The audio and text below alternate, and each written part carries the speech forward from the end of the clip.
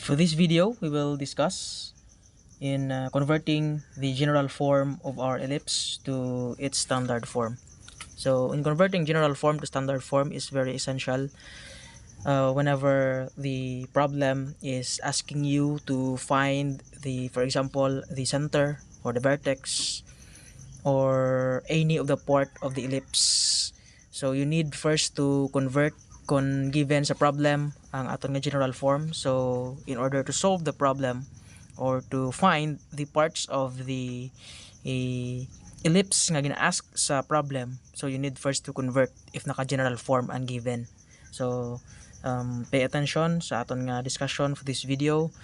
So we have here the 4x squared plus y squared plus 24x minus 10y plus 45 is equals to 0. I-convert na siya into standard form, x minus h squared over a squared plus y minus k squared over b squared, which is pwede man siya magsuli naman.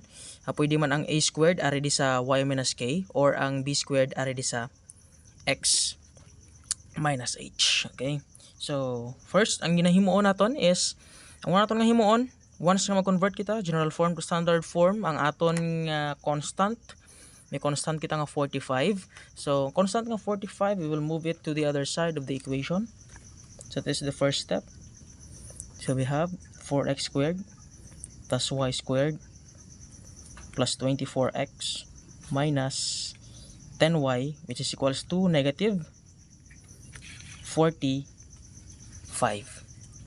Okay, so negative 45 as we move it to the other side of the equation. Okay, so next is just like sa ginhimo naton sa aton nga circle, we will complete the square, but we cannot complete the square kung aton na pag i-group. So we will group them according sa gina-contain nila nga variable. So according sa variables, so we will group them as 4x squared. Ang iyang upod dapat is positive or plus 24x plus 24x. So para ma-determine naton kung isa sila sa ka-group, i-enclose lang naton sila into the parenthesis.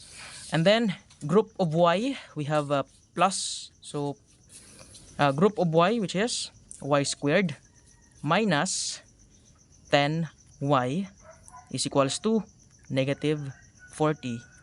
So we just group them according to their variables nga gina-contain. Okay, so next nga himuon naton, we will look at the coefficient of the variable nga naka-squared. Okay, so for example, we have x squared here kag y squared. So y squared, no problem, pwede tayo ka rekta completing the square because wala siya upod nga coefficient. But the problem is, in x squared, mayroon siya coefficient nga 4. So kinahanglan natin get rid ang 4 para at least hapos sa aton karon mag-factor. Okay, so we will move aside sa 4. So ipagwa ko sa parenthesis.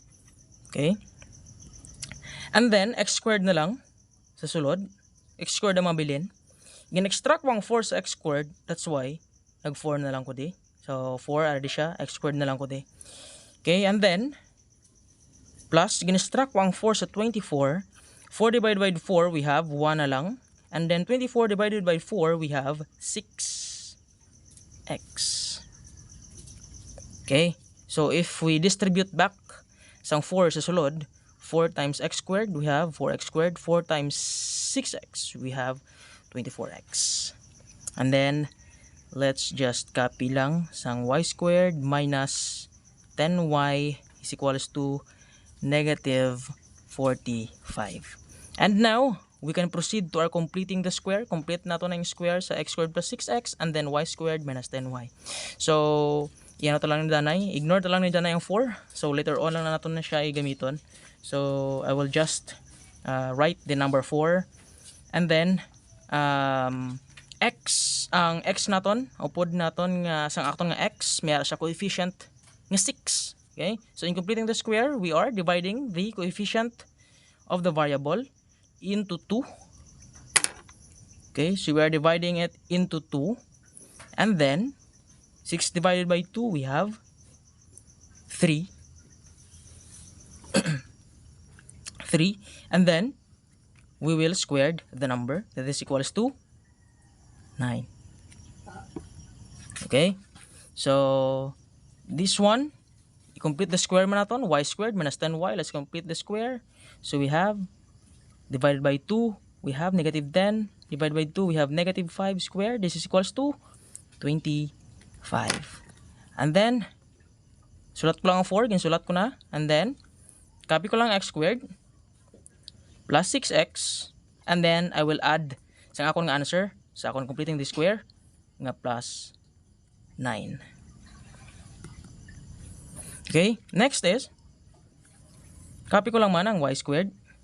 And then, minus 10y, and then I will add the 25, which is equals to negative 45.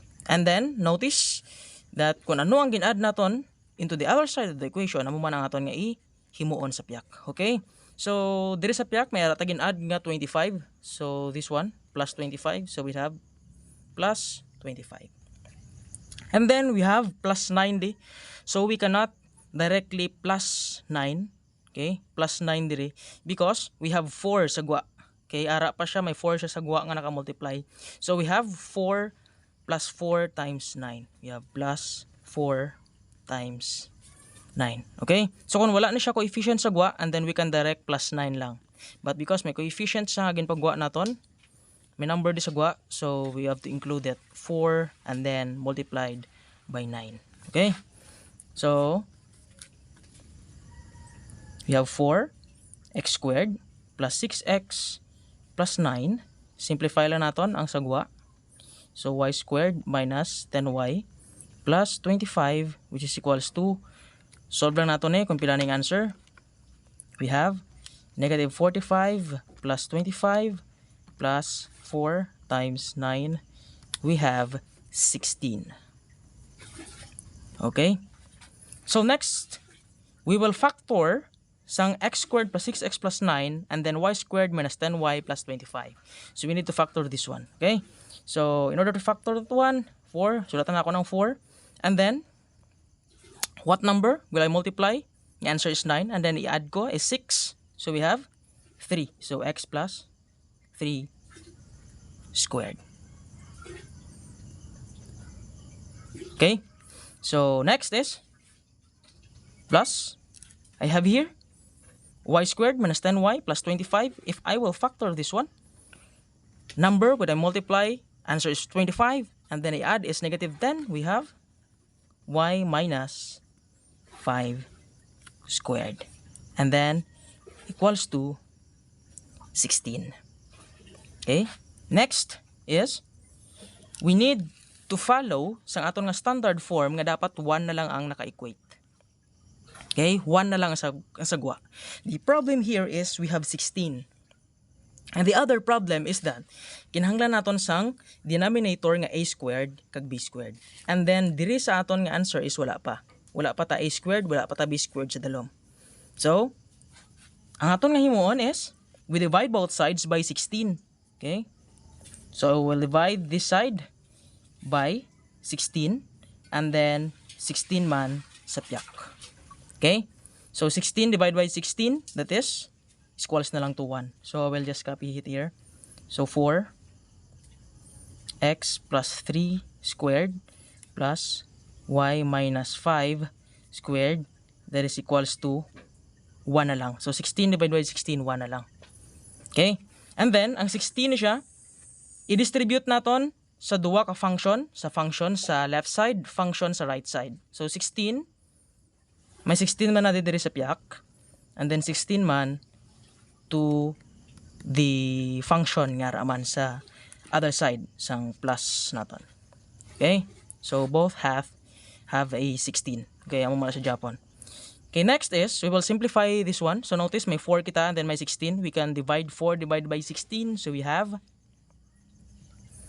x plus 3 na lang squared and then all over 4.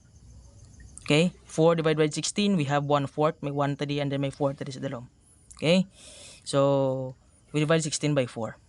And then plus, copy lang natin, y minus 5 squared all over 16, which is equals to 1. And now, this is your final answer. You have your A and B. So your A must be 16, square root of 16, that is 4. Your A must be 4. Okay. If you are asked to find the A, so A is equals to 4, and then B is equals to 2. Square root of 4 is 2. Okay. So, paano ko nabalaan kung A siya or B? It is because dapat ang A is greater than B. So, because 16 is greater than 4, so, ang answer nimo kung square root nimong 16, that is your A. Okay. A is always greater than B. And then, your center is -3 and +5. So,